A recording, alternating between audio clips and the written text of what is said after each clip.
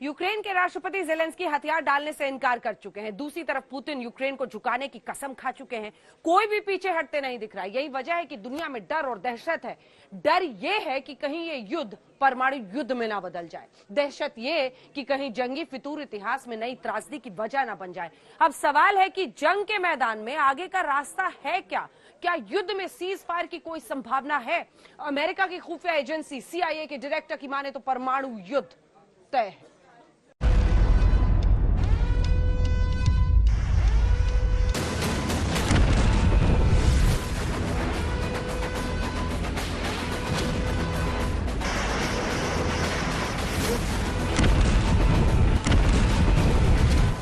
ये atom bomb वाली तबाही का मंजर है। सोचिए, परमाणु बम गिरा तो एक बार फिर दृश्य कितना विनाशकारी होगा। दूसरे विश्व युद्ध में अमेरिका ने जापान पर एटम बम गिराया था। एटम बम से बची तबाही के जख्म आज तक नहीं भरे हैं। तो क्या एक बार फिर वैसा ही जख्म यूक्रेन को रूस दे सकता है? अमेरिका की खुफिया एजेंसी CIA के डायरेक्टर विलियम बर्न्स ने पुतिन के इरादे को लेकर बड़ी वार्निंग जारी कर दी है। चेतावनी ये कि पुतिन किसी भी वक्त कम क्षमता वाले परमाणु बम का इस्तेमाल यूक्रेन के खिलाफ कर सकते हैं। चेतावनी ये कि यूक्रेन में मिल रही नाकामी से निपटने के लिए पुतिन टैक्टिकल परमाणु हथियार से हमले का ऑर्डर दे सकते हैं। खतरा इतना बड़ा है कि परमाणु हमले की आंच से अमेरिका भी हाई अलर्ट पर है।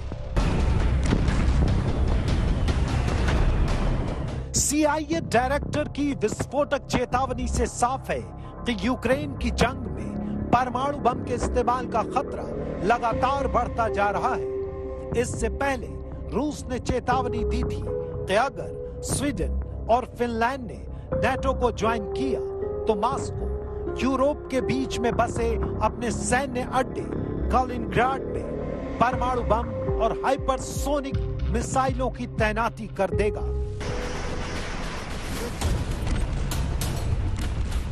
रक्षा से जुड़े जानकार मानते हैं कि यूक्रेन और रूस के मध्य जारी युद्ध पूरी दुनिया के लिए एटमी युद्ध का फ्लैश पॉइंट बनने वाला है।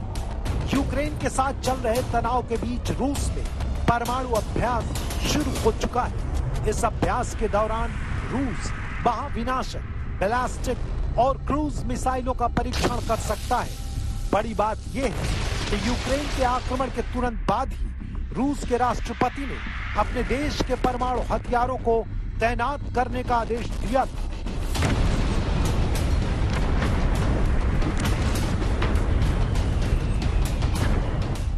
यानी रूस किसी भी वक्त परमाणु हमले के लिए तैयार है। यहां आपको ये याद रखना है कि रूस सीमित परमाणु हथियारों का इस्तेमाल यूक्रेन पर कर सकता है। सीमित परमाणु हथियार यानी टैक्टिकल न्यूक्लियर वेपन। जानकार बताते हैं कि टैक्टिकल परमाणु हथियार ऐसे हथियार होते हैं जिन्हें सीमित या छोटे दायरे में इस्तेमाल किया जा सकता है। शीत युद्ध के दौरान ये ऐसे परमाणु बम थे जिन्हें दोनों महाशक्ति देश अमेरिका और रूस एक दूसरे पर लंबी दूरी से मार कर सकते थे। माना जाता है कि रूस के पास 2000 टैक्टिकल परमाणु हथियार हो सकते हैं।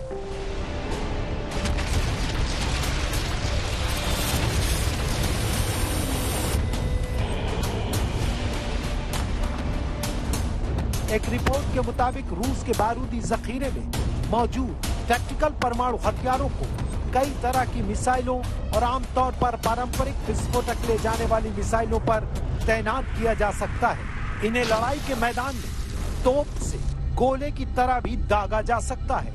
कुछ डिफेंस एक्सपर्ट मानते हैं कि परमाणु ब्रीफकेस की प्रदर्शनी हो या फिर न्यूक्लियर डेटरेंट फोर्स को अलर्ट करना हो, रूस अपनी मंशा जाहिर कर चुका है कि जंग के मैदान में हार हुई तो परमाणु युद्ध पक्का है। आज तक ब्यूरो।